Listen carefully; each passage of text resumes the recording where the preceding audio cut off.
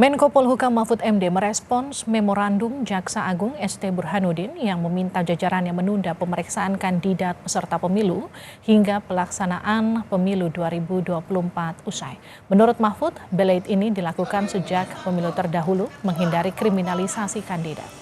Mahfud menekankan penundaan penyelidikan dan penyidikan bisa dilakukan untuk kasus-kasus yang baru dilaporkan selama periode pemilu setahun ke depan.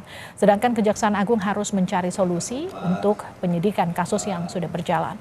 Aturan ini berlaku untuk calon presiden, cawapres, calon anggota legislatif, hingga calon kepala daerah yang akan berkontestasi pada pemilu 2024 mendatang.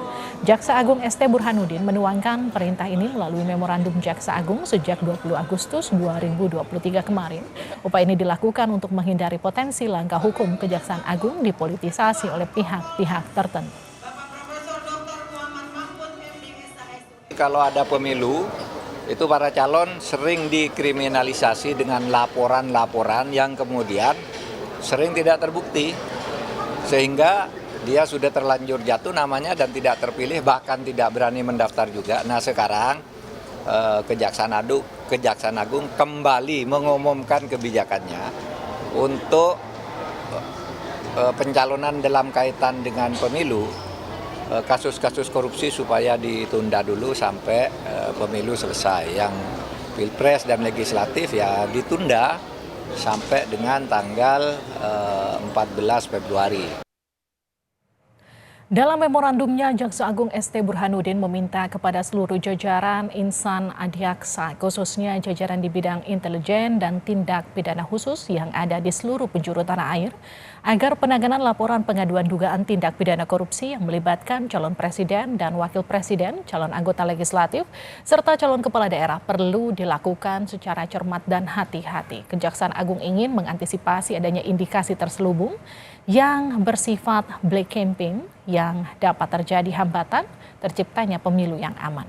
Menunda proses pemeriksaan terhadap pihak sebagaimana dimaksud baik dalam tahap penyidikan maupun penyelidikan sejak ditetapkan dalam pencalonan sampai selesainya seluruh rangkaian proses dan tahapan pemilihan. Ujar Jaksa Agung dalam keterangan resmi Kejaksaan Agung Minggu kemarin.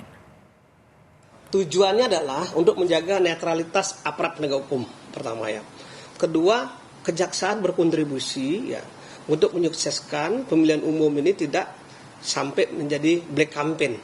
Jadi kita memeriksa ya dimanfaatkan oleh pihak lawan. Ini kan enggak fair gitu loh. Ya, kita nggak mau itu dilakukan. Gitu ya. Yang ketiga ya, ketika kita menerima laporan dan pengaduan dari masyarakat ya, kita harus hati-hati dan mencermati betul apakah ini betul-betul pengaduan yang sifatnya benar, mengandung nilai kebenaran sesuai dengan fakta, ya, atau hanya sekedar tadi black campaign tadi. Itu yang kita hindari sebenarnya.